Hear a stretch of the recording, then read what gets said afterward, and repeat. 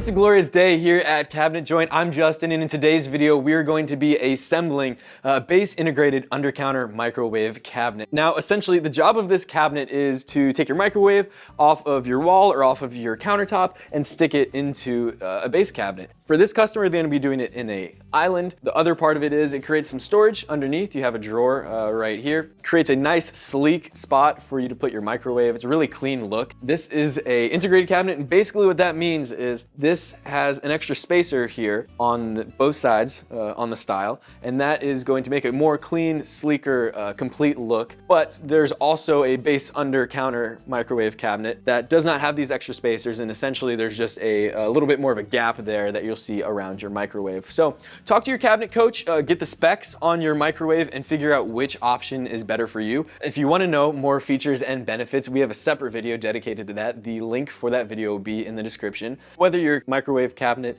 is integrated with this added spacer on the style here or not, you can go ahead and follow this video. The assembly is going to be the exact same. Now, with that being said, I think we're ready to look at the tools and get this build started. And the tools that you are going to need for this build are a drill with a drill bit that's just a little bit smaller than 1/8 of an inch. You're gonna need a screw gun with a Phillips head, one with a T15 Torx head, and then a square drive. You are also going to need a screwdriver with a Phillips head, a pencil, measuring tape, a rubber mallet or a dead blow hammer, some Type-On 2, wood glue, and lastly, the cabinet joint inset scribe jig. We'll be using this to scribe lines on our cabinet sides for staple purposes, and then also to locate screws to attach our drawer fronts. So the key point to building this is make sure that you get all of your inset hardware installed pre-assembly, because once you put your fixed floor kit in, it's going to be near impossible to be able to reach back into the cabinet and make adjustments or install your back brackets or even these face frame brackets for your drawer glides. With that being said, let's get into making the cabinet. First things first, because this is an inset job, we have some preliminary steps that we need to take to just simply make our lives easier. First thing is we need to locate the back bracket for our drawer slide. I am using the front frame as a template method that you can find in our locating a rear bracket without pilot holes video. The link is in the description. So once I have the pencils marked out, I go ahead and screw those back brackets in. So now that we have that back bracket installed, we can go ahead and flip the front frame over and install the little brown brackets that we have here in the bottom corner of the front frame.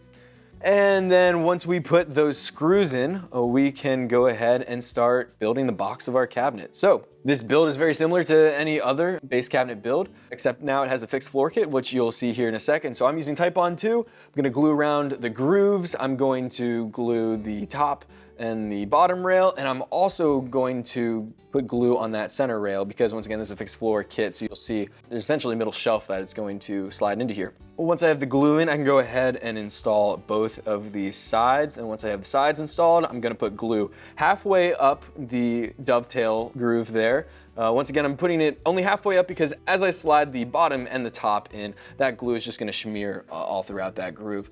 So now that I have the top and the bottom in, I'm going to slide in the fixed floor kit. So I'm gonna slide in the shelf. So you notice the shelf has splines on the front, so that is going to slide right into the groove there in the center rail. And then you'll notice that this piece looks like the top and the bottom, except it doesn't have the dovetail groove on the side. So in order to compensate for that, we are going to square up this shelf, and we're gonna put one staple in to hold it there. It's important to note I am using inch-long staples here, because if I use 1¼ it's the exact size of the material, so then it's going to splinter out. And then I'm gonna take a 3/4 piece of plywood, and you'll notice that one side is edge banded. That edge banded side is gonna want to go down. That is going to be the side that if you were to see it, you'd wanna see the edge band. I'm going to put a staple in the bottom, and then I'm gonna put a staple in the top just to hold it. And then I'm gonna go on the outside of the cabinet and just pucker it with staples. I'm gonna put a lot of staples in because this is what's gonna be holding the weight of the microwave. And I'm gonna go over to the other side, do the exact same thing, take my speed square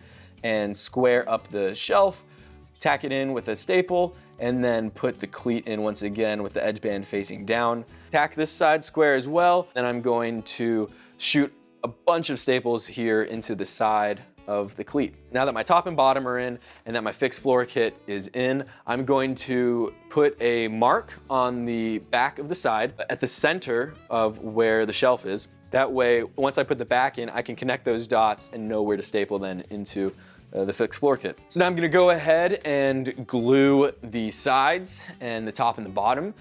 But notice here, very important, I don't glue the back of the fixed floor kit simply because there's no groove on your cabinet back in order for that to go into. So the glue would then be going onto a finished veneer, and you know that is not a very good adhesion point at all, and it's just smear and make a mess everywhere. So I'm avoiding gluing the back of that middle shelf there. So now that everything's glued up, I can go ahead and install the back of the cabinet box.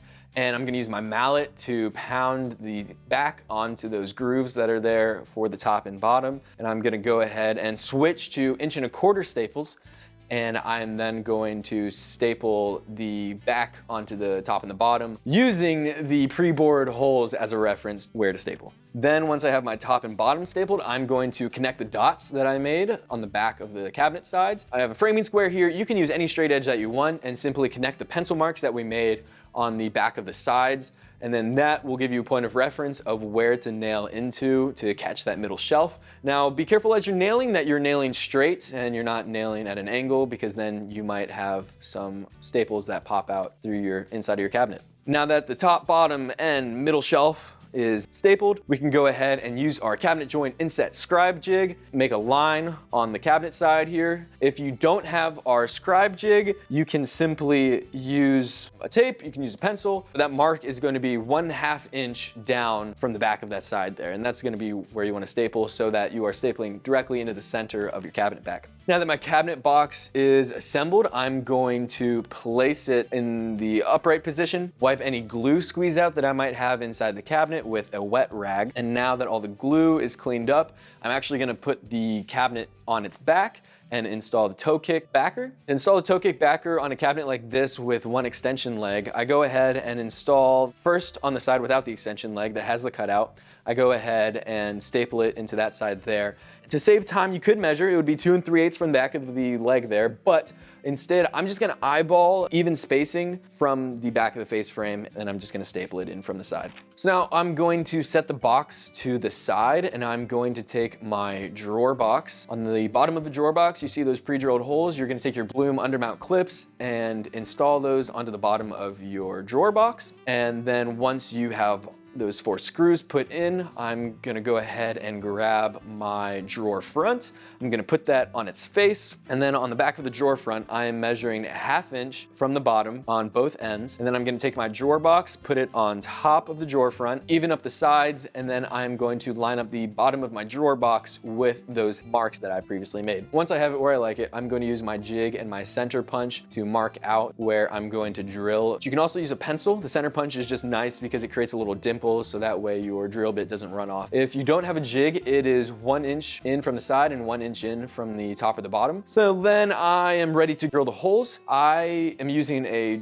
bit stop on my drill, but you can also use blue tape or some other method that you have just to make sure that you don't bust through the front of your drawer front. Now that those are drilled out, I'm gonna take my 1 1/4 GRK cabinet screw and fasten the drawer front to my drawer box. I'm going to go ahead and put that to the side, take back out my cabinet, and I'm going to install the BUCM undermount glides now. As I'm installing, simply just slides into the back bracket. I am using the machine screw that will come in the bag with the brown brackets, and find the little hole that's there and screw the glide into this bracket. The front edge of the glide is just on the edge of that opening, which you can see a close up here. And to get more information on installing any of the inset hardware, we have an entire video dedicated to that, and the video link will be in the description. So once those machine screws are tightened and located where we like it, I'm gonna pull those glides all the way out just to make it easier to install the drawer. I'm gonna rest the drawer on them,